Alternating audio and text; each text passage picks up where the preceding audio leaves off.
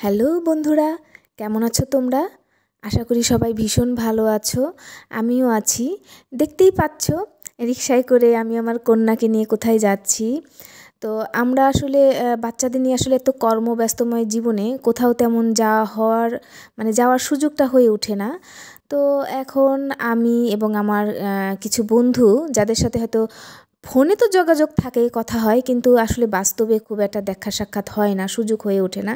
তো বললাম চল সবাই মিলে যাই, একসাথে কোথাও ছানাপোনা নিয়ে যাই, বসি, আড্ডা মারি, গল্প করি, একটু চিল করে আসি। তো সবাই বললো ঠিক আছে যাই। তো প্রথমে আমরা গিয়েছিলাম রবীন্দ্র সরোবরে। তো ওখানে আসলে থেকে বাচ্চাদেরও খুব ক্ষুধা লেগে গিয়েছে, বলে কোথাও যাই, কোথাও গিয়ে একটু খেয়ে আসি। তো আমরা আসলে অনেক খোঁজাখুঁজির পর কোথায় যাওয়া যায় ভেবে সামনে পেয়ে গেলাম এটা কি জিনজিয়ান। তো সেখানে অলরেডি বাচ্চাদের নিয়ে ঢুকে গেলাম, যে যাই একটু পেট পূজা অন্তত করে আসি আগে, সবার আগে। এই দেখো বন্ধুরা, আমার বন্ধু রাসু, সে তো ভয়েই অস্থির। আমি যেন না জানি তার সুন্দর চেহারাটাকে আমি ক্যাপচার করে ফেলি আমার মোবাইলে। তো সে তো অলরেডি বোতল টোতল দিয়ে মুখটুক ঢেকে রাখছে, মোবাইল দিয়ে মুখটুক ঢেকে রাখছে।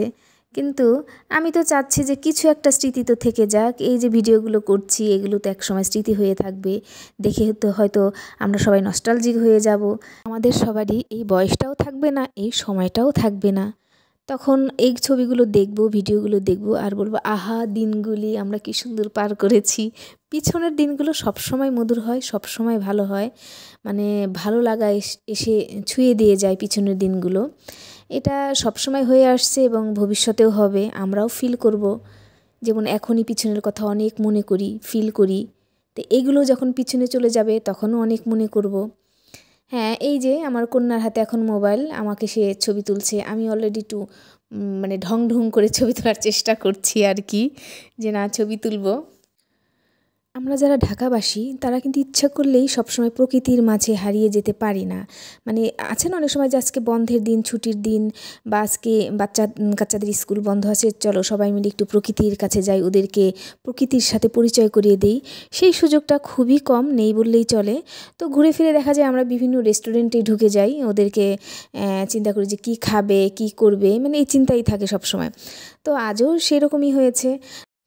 তারপরেও আমি বলবো যে সুযোগ পেলে অবশ্যই বাচ্চাদের নিয়ে বের হওয়া উচিত। এদিকে অলরেডি সাত্বিকী তো তার নৃত্য পরিবেশন শুরু করে দিয়েছে, হ্যাঁ, মনের আনন্দে। একেই বলে বাচ্চা।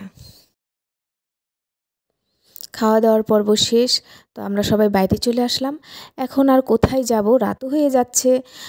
চিন্তা করলাম ঠিক আছে আমরা বাইরেই কিছুক্ষণ দাঁড়াই, সবাই বাচ্চা টাচ্চা সবাই মিলে একটু এখানেই এনজয় করুক। তো আমরা সবাই মিলে কিছু গল্পগুজব এখানে দাঁড়িয়ে দাঁড়িয়ে করলাম। পাশে ভ্যান ছিল, ভ্যানে বসে বসেও আমরা ছবিও তুললাম।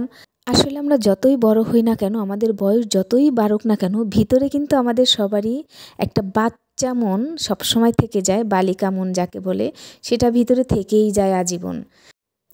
সুযোগ পেয়ে সেই বাচ্চা মনটা বের হয়ে আসবেই। আর আমার মনে হয় প্রতিটা মানুষের এই বাচ্চা মনটাকে ধরে রাখা উচিত। এখানে পাশেই কিন্তু একটা ছোট্ট চায়ের দোকান ছিল, সেখান থেকে কিন্তু আমরা সবাই চাও খেয়েছি। তো বন্ধুরা, তোমরা সবাই ভালো থেকো, সুস্থ থেকো। আবার দেখা হবে খুব তাড়াতাড়ি। আজকের মতো এই পর্যন্তই। Tata, bye bye. Thanks for watching.